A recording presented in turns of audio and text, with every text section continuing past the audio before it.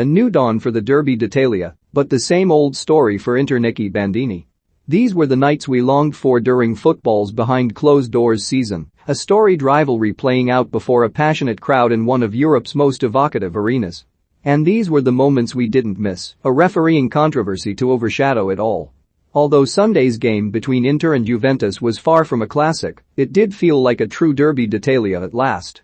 The stands were not full at San Siro. Italy's Technical and Scientific Committee on the Coronavirus has recommended for now that stadiums operate at no more than 75% of capacity, and there was no pre-game choreography on the curva, but 56,532 fans were enough to create a fierce atmosphere. For the first time since Inter lifted the Scudetto in the spring, indeed, the first time since 2010, Inter's supporters had a chance to lord it over their rivals from Turin. When Juventus's players emerged for a pre-game stroll, they were serenaded with reminders of where the title now resides. Both teams had some catching up to do already in this season's title race. Inter were third but 8 points behind neighbors Milan, who beat Bologna on Saturday, as well as Napoli, who drew with Roma on Sunday afternoon. Juventus, despite shaking off their poor start with a run of 6 consecutive wins across all competitions, were another 3 further behind. Even so, Massimiliano Allegri had insisted that this fixture would not be decisive, stressing that you don't win or lose a league for one match. That mindset was reflected in his team selection. By leaving out both Federico Chiesa and Paulo Dybala, and including Federico Bernardeschi on the left wing, he made clear that he was prioritizing shape and tactical discipline over invention and technical ability. That impression was reinforced when Bernardeschi had to leave the game with a shoulder injury after 18 minutes. Inter had taken the lead while he was being assessed, Edin Dzeko hooking home the rebound after Hakan Çalhanoglu's shot came back off the post. Allegri kept his 2 best forwards with him on the bench and sent Rodrigo Bentancur on instead. Inter had been a little fortunate on the goal. Çalhanoglu's shot was heading off target before taking a deflection off Manuel Locatelli, yet the lead was well deserved. They had shown greater ambition throughout the first half, and Nicolo Barella was dominating the middle of the park. For Dzeko, this was a 7th goal in 9 league games. Not since Ronaldo arrived in 1997 has any Inter player ever made such an explosive start. First blood to Inter in the Derby d'Italia. 5 Edin Dzeko is the quickest to react to the rebound after Hakan Çalhanoglu's strike smashed against the post. Pic.twitter.com KIVO1 Sim of the Nerazzurri retreated into more defensive positions in the second half, yet still appeared to be in control. Juventus had scarcely created a chance of note before they were awarded an 89th-minute penalty for a foul by Denzel Dumfries or Alex Sandro.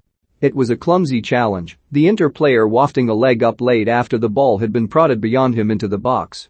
He caught the bottom of his opponent's boot, yet the referee Maurizio Mariani, with a clear view of the challenge, gestured to indicate that there was no foul. A minute or so later, however, Mariani was invited by the VAR booth to take a second look. Now he could see that contact had taken place right above the line that marks out the edge of the penalty area. He pointed to the spot. Outrage took hold of San Siro. Simone Inzaghi was shown a red card after hurling a bib onto the pitch. Dybala, on as a substitute for Juventus, sent Samir Handanovic the wrong way with his penalty. The game finished 1-1. There's always drama in Derby d'Italia. Juventus draw level just minutes before the final whistle. Superscript A Paulo Dybala as calm as you like from the spot lpic.twitter.com SXNAJGP8 Me for Inter fans, it was the same old story. Juventus bailed out by officials who are seen to be always on their side.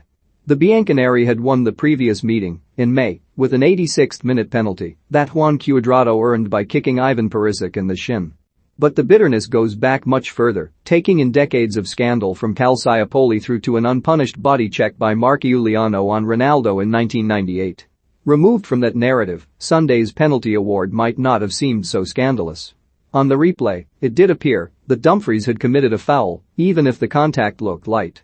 Yet it was reasonable to ask whether VAR ought to intervene in such circumstances. Did this meet the clear and obvious threshold? Mariani had seen the incident in real time and called it the other way. Contrasts were drawn with Napoli's game against Roma. Where was the VAR review after Macias Vina caught the heel of Andre Frank Zambo Anguissa inside the box?